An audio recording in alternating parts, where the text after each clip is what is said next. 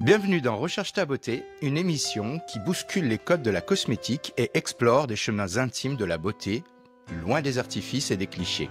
Dans chaque épisode, on part à la rencontre de femmes inspirantes, connues ou discrètes, mais toujours habitées par une beauté qui traverse les regards, les âges et les frontières. Cette émission est proposée en partenariat avec Couleur Caramel, la marque pionnière du maquillage bio, éthique et professionnel, engagée depuis plus de 20 ans pour une beauté plus consciente et plus durable. Aujourd'hui, j'ai le plaisir d'accueillir Adeline Delaforge. Bonjour Adeline. Bonjour Lionel. Ça me fait très plaisir de te recevoir. On se connaît, nous, on a été partenaires sur pas mal de choses et notamment sur la plateforme sur laquelle tu travailles, qui est celle de Spread, pour laquelle on va faire un grand hola parce que c'est une très belle plateforme animée par des gens extraordinaires dont tu fais partie. Adeline, aujourd'hui, je t'accueille pour un autre sujet. En dehors d'être une super animatrice et une super marketeuse et une belle communicante, tu es aussi l'autrice du roman « N'oublie pas que tu t'appelles Victoire ».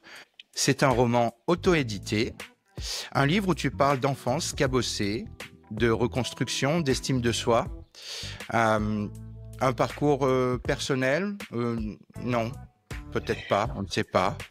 En partie. En tout cas, ton parcours à toi, personnel, du monde de la communication à celui de la littérature, est un miroir de transformation dans lequel beaucoup pourront se reconnaître. En tout cas, dans cet épisode de Recherche ta beauté, on va parler d'écriture comme espace refuge, comme force réparatrice, mais aussi comme outil pour recharger sa puissance, sa légitimité et, de fait, sa beauté. Bienvenue dans cette parenthèse à cœur ouvert, une interview, comme je le dis à chaque fois, simple et sans prétention. Bienvenue dans Recherche ta beauté. Alors Adeline, je l'ai reçu. Je n'ai pas encore eu le temps de le lire, mais je l'ai reçu. Donc le voici, le livre. Et voilà, le voici. Le livre auto-édité par Adeline. Dis-moi Adeline, si tu te présentais un petit peu, parce que moi je te présente, mais peut-être qu'il y a peut-être des détails que j'ai oubliés, certainement. Alors, donc je m'appelle Adeline, j'ai 44 ans, je suis mariée, je suis maman de deux incroyables filles.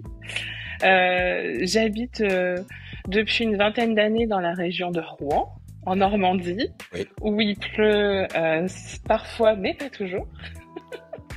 Et voilà, parallèlement, je travaille depuis plus de 25 ans dans la communication et le marketing. D'accord. À quel moment ça t'est venu, cette envie d'écrire? Est-ce que tu as eu ça depuis que tu étais petite? Tu étais comment, enfant, Adeline?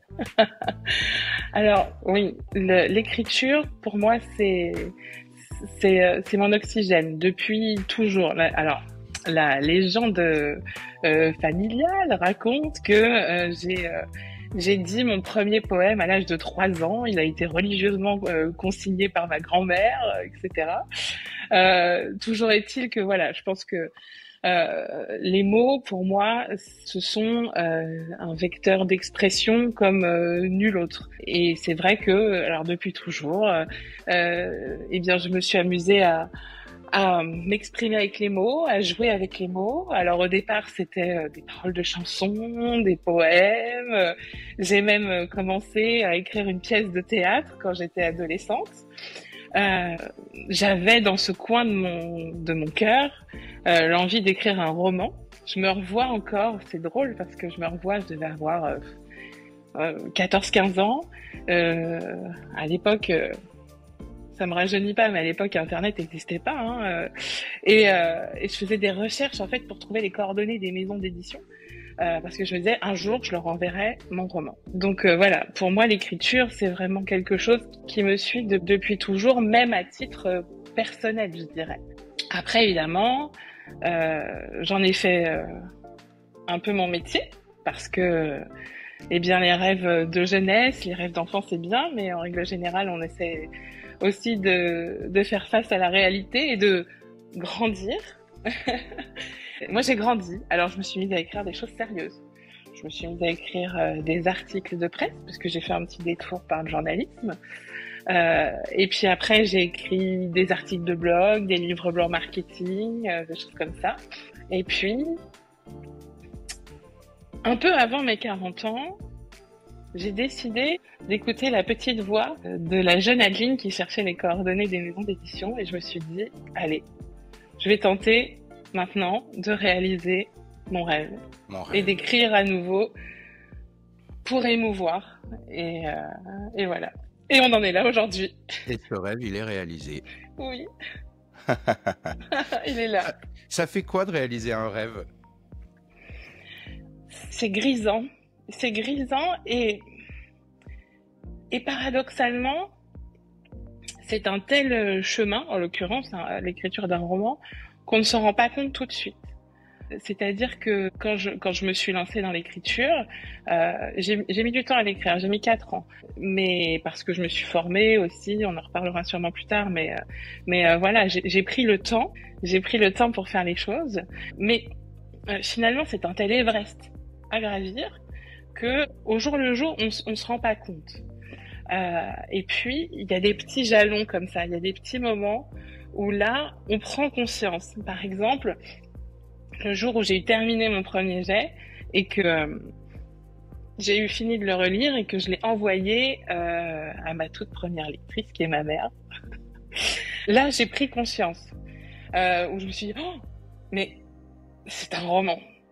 Et puis alors, après, je pense que le moment où ça devient vraiment réalité, c'est le jour où j'ai tenu l'exemplaire papier entre mes mains. Là, je me suis dit, ça y est, en fait, voilà, on y est, je l'ai fait, j'ai réussi, j'ai réalisé mon rêve. Le rêve devient réalité, ça devient quelque chose de tangible, de palpable. De palpable, exactement. Il y a un poids, on parle souvent du poids des mots, oui. Là, c'est ça.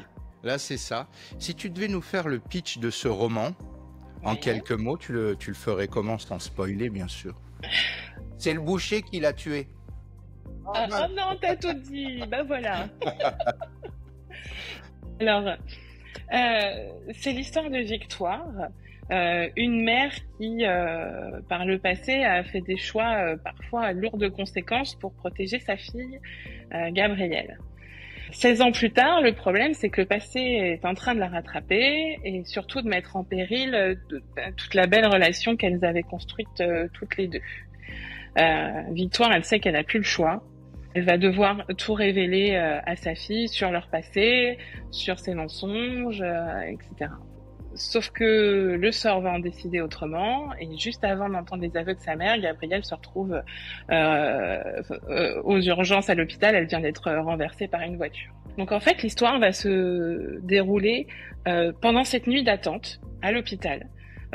Victoire, elle va évidemment trembler pour la vie de sa fille. Et surtout, elle va remonter le chemin de ses souvenirs, des choix qu'elle a faits. Elle va affronter ses démons, ses pires démons. Et puis, bien sûr, voilà, la grande question qu'on se pose, c'est si jamais Gabrielle se réveille, qu'est-ce qui lui restera de leur histoire? Est-ce que c'est l'amour ou est-ce que c'est le mensonge et la trahison? Je vous en dirai pas plus. Eh oui, mais c'est presque un drame classique, ça. Il y a les 3 unités, unité de temps, unité de lieu, unité d'action, là. Mais en même temps... c'est le CID. Ça... Oh bah, ça c'est gentil. Et c'est vrai qu'en même temps, ce sont des notions qui s'apprennent. Oui, bien sûr. Ce sont des notions qui s'apprennent justement à construire une intrigue, à construire des lignes temporelles, etc.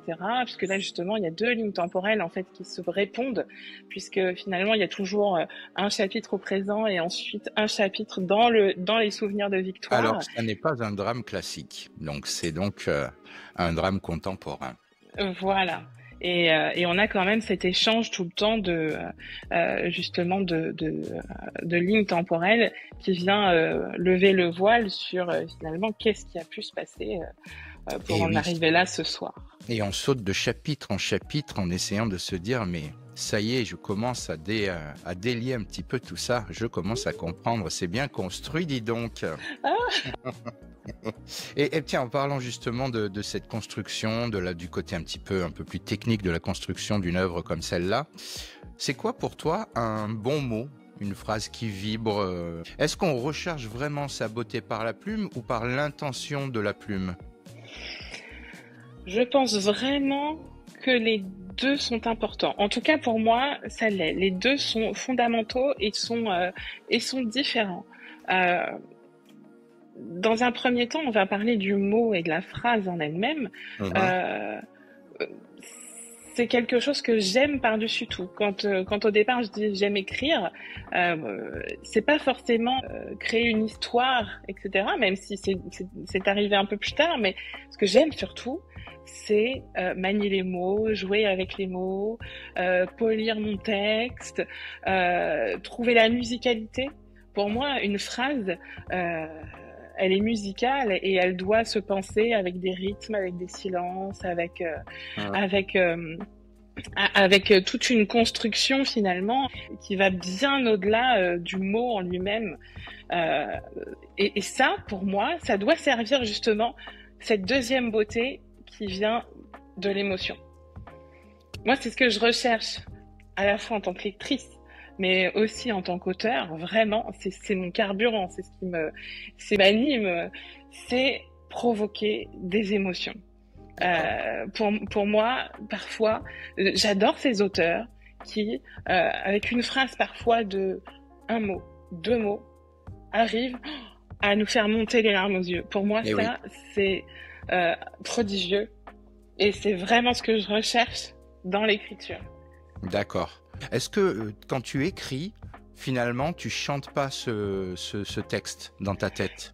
Eh bien, pour être honnête, quand j'écris, j'essaye vraiment de déconnecter mon cerveau, d'être en prise directe avec les émotions.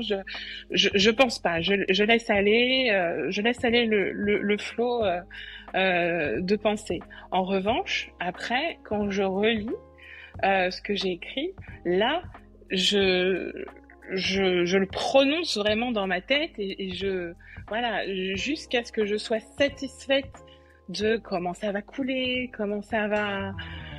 Et puis il y a aussi le petit signal qui trompe pas, c'est que quand je commence à avoir une larme qui qui arrive, je me dis ah là Ah, peut-être pas mal.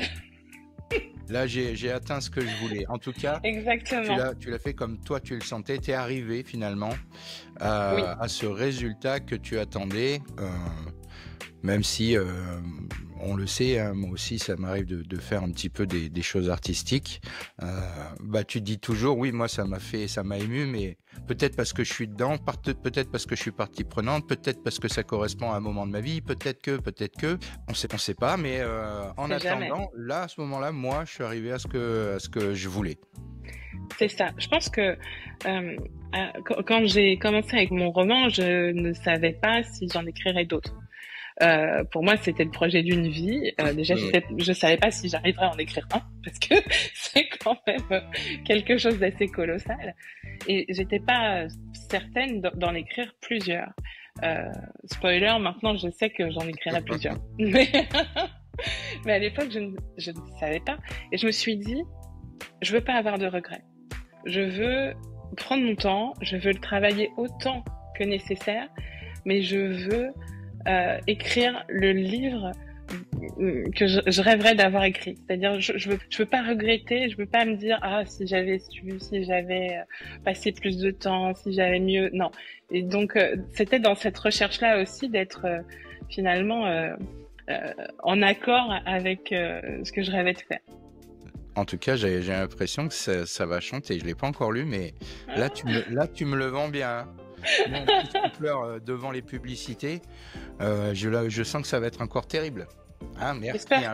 J'espère que je vais te faire Rien que pleurer. là, tu m'en parles, regarde, j'ai déjà les larmes au bord des yeux, donc ça m'énerve. Bref, trop sensible, trop sensible. On n'est jamais trop sensible. Non, je crois pas. Faut des fois s'en protéger un peu quand même, hein. Un petit peu, oui. Mais bon.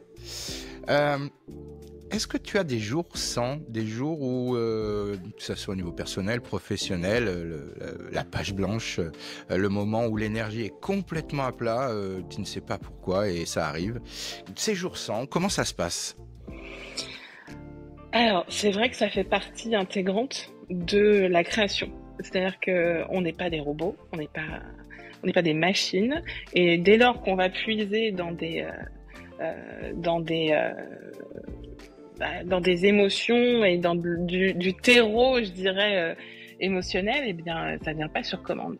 Après, j'ai beaucoup travaillé. Moi, j'aime bien que ce soit dans le travail ou dans la vie personnelle, j'aime bien optimiser les choses et essayer de repousser les limites au maximum. Et j'ai vraiment essayé, et ça marche bien, de me créer des routines. En fait, le cerveau, il a besoin de signaux. Le cerveau est feignant, et si on lui dit, tiens, fais ça, fais ça, fais ça, si on le prépare pas un minimum, le cerveau, il va t'envoyer des notifs Instagram où ton cerveau va faire, oh oui, c'est vrai, j'ai pas vu, voilà. Il va te rappeler que dans ta liste de courses, t'avais oublié de marquer qu'il fallait acheter du lait. Bref, ton cerveau va tout faire pour justement te mettre des bâtons dans les roues. En créant une forme de routine d'écriture, je sais que moi, ça m'aide à rentrer dans ma bulle. Donc j'ai mes petits trucs. Alors moi, c'est tout bête, hein. Je me faisais ma petite tisane avant d'écrire. Toujours la même, ma petite tisane camomille lavande qui sent trop bon. Et puis je vais avoir ma playlist d'écriture aussi, qui vraiment me rentre dans cette forme de cocon artistique. Et souvent, alors je commençais toujours par la première chanson de la playlist, et cette chanson-là, pour moi, c'était le signe que, voilà, allez, on rentre dans l'histoire, on rentre dans les personnages, on oublie ce qui s'est passé aujourd'hui, on oublie les tensions, on oublie, et on replonge dans l'histoire. Et cette chanson, en fait, enfin cette musique, parce que forcément c'est sans parole quand j'écris, hein, mais cette musique me servait un peu de sas, finalement, pour rentrer dans l'état de création. Donc ça, vraiment, je trouve que les routines, c'est très important. Et après, il y a aussi quelque chose qui est indéniable. C'est que plus on écrit, plus c'est facile d'écrire. Je sais que c'est un entraînement, hein, mais comme finalement, plus on fait du sport, plus on va être bon dans ce sport. Plus on s'entraîne à jouer un morceau de musique, plus il va être fluide. Ah, pour l'écriture, en fin de compte, c'est pareil, c'est pas juste la lumière divine qui nous tombe dessus, c'est aussi un entraînement. Et finalement, quand j'ai commencé à me dire, j'écris tous les soirs, même si parfois c'est un quart d'heure, c'est pas grave. C'est juste histoire de poser quelques mots. Et si c'est pas bon, tant pis. Mais j'écris tous les soirs.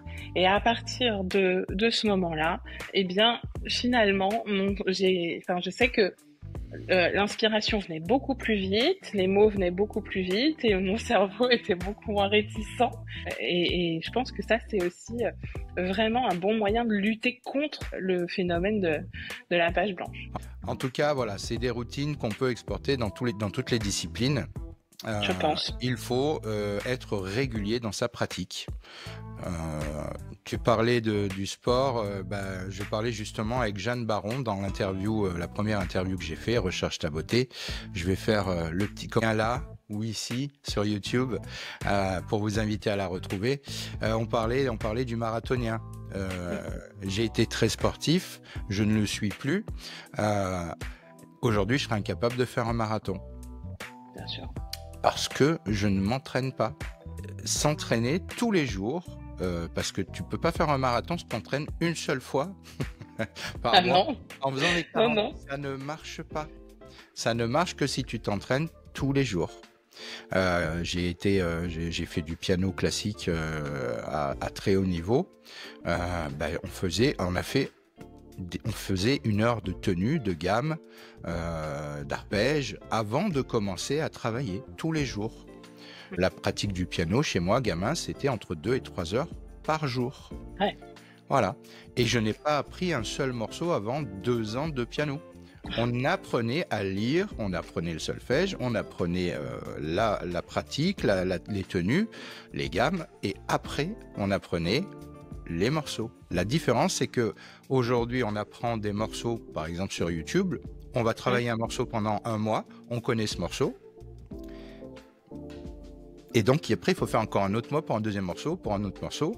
Moi, aujourd'hui, tu me donnes n'importe quel morceau, n'importe quelle partition, ou même à l'oreille, eh ben, je peux jouer le morceau.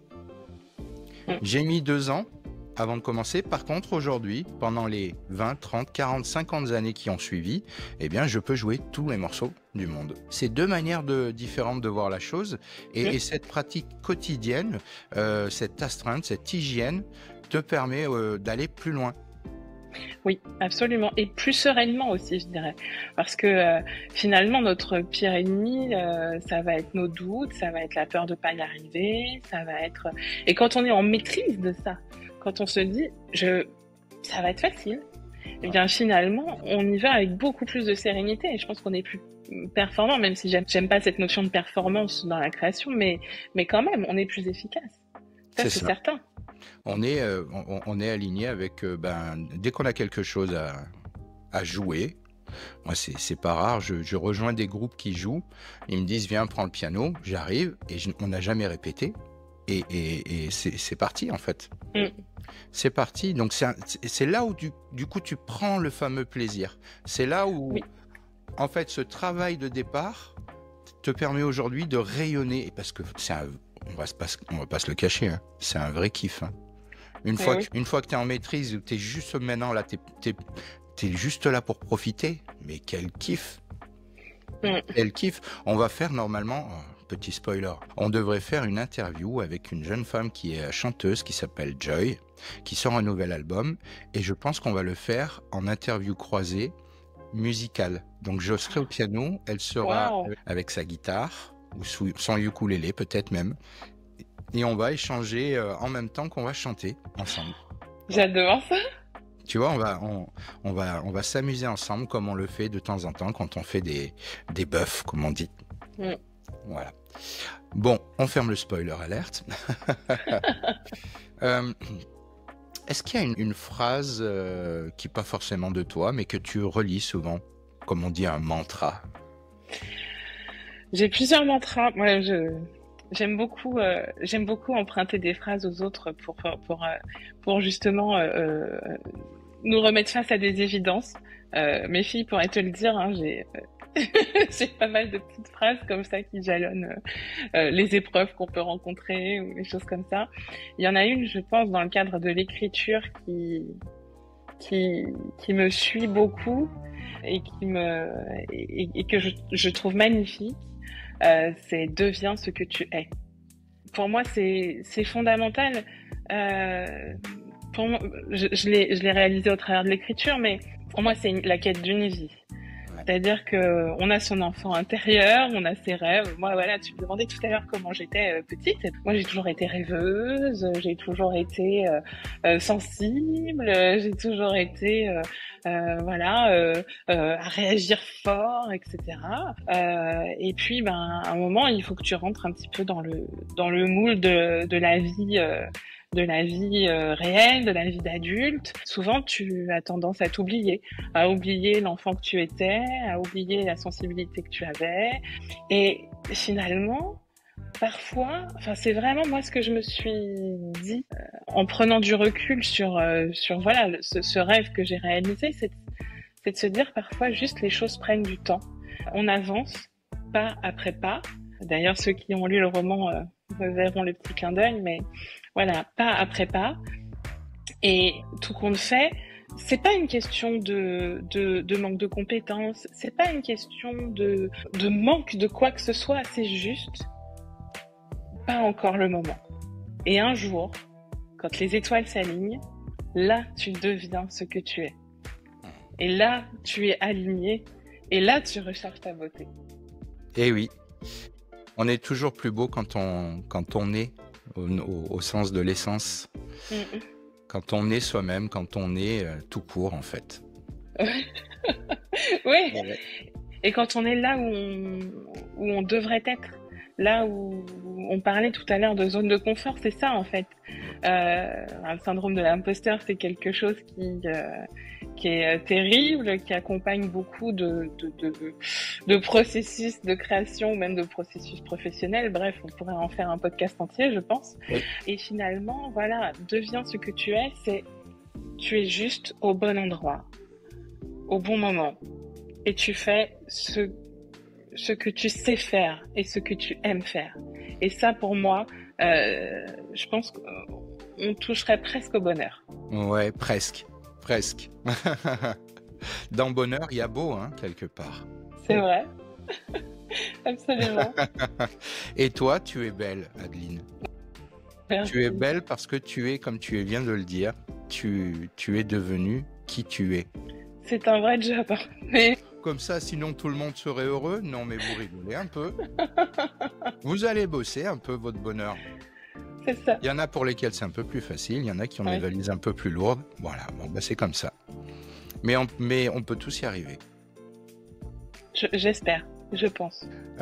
Ok, est-ce que tu as un conseil? Est-ce que la beauté, c'est juste des abdos magnifiques, un regard qui fait tourner la salle, ou est-ce que c'est autre chose? Moi, j'ai tendance à penser que la beauté, c'est quelque chose qui vient de l'intérieur, qui rayonne, qui fait vibrer toutes les parcelles de notre corps. La beauté, pour moi, on la ressent. J'adore la musique, hein, c'est une autre de mes passions. J'aime beaucoup quand on dit oh là là, écoute, c'est une belle âme qui chante. Pour moi, c'est exactement le symbole de la beauté. Quand l'âme parle et que l'âme est belle, et qu'elle arrive à trouver les bons canaux, je dirais, pour aller parler aux autres, que ce soit la musique, l'écriture, la peinture, la gastronomie. Il y a tellement de moyens de faire parler son âme. Pour moi, c'est ça la beauté. Eh ben, je trouve que tu as une très belle définition de ce qu'est la beauté. Et le maquillage dans tout ça, alors? Le maquillage, moi, je l'aime beaucoup. C'est mon ami au quotidien, hein. Et je le préfère plutôt naturel. Je l'aime bien en harmonie. J'aime beaucoup l'harmonie des couleurs. J'aime beaucoup quand on va avoir finalement un visage qui va être lumineux, mais qui va pas être je dirais camouflé. Masqué. Camouflé. Et Exactement. C'est tout le sujet de cet énorme slogan qui est « La beauté ne se maquille pas ». Ça a l'air fou puisque, comme tu le sais, hein, couleur caramel, c'est du maquillage. Mais chez nous, on a toujours pensé que la beauté se révèle en fait par le maquillage. Elle se transcende. C'est une intention qu'on donne.